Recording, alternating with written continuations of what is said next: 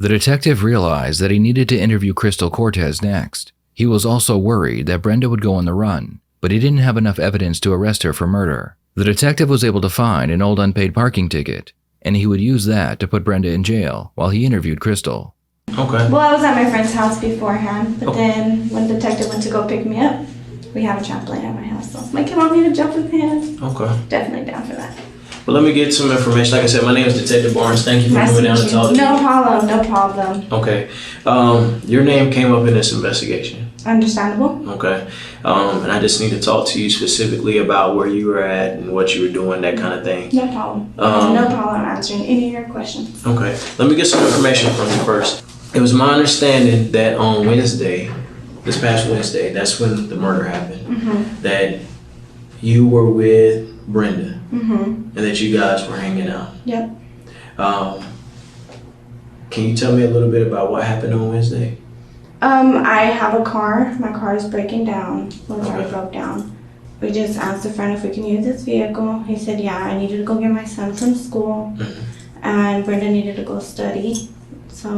And what day is this? Wednesday. Wednesday. All right. What time is all this happening? After school, Ivy gets out like around 3 o'clock. Okay. And then afterwards, my son wanted to go to the park.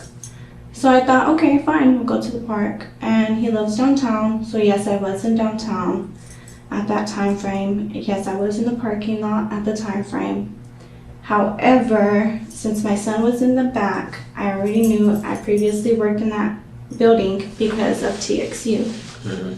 So there's a guy named Donnie, I don't know if he's still there. The reason I parked in that garage, or I was gonna park because I didn't park at all, was because I knew that there was free parking. Across the street, there's, I wanna say like a restaurant, and then there's parking.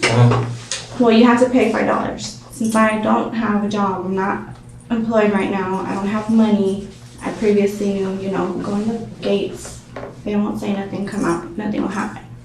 So I was going in, and right there on St. Paul, right? St. Paul? There's a park right there. I wanted to take my son right there. So it was kind of already late. So I knew we weren't going to stay long. And I told him, we're not going to stay long.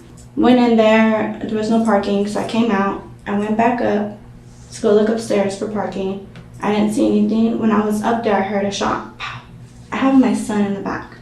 So I said, no, you know what? Let me get out. I'm coming out. There's a guy running with a mask right in front of me. He stops, he looks dead at me.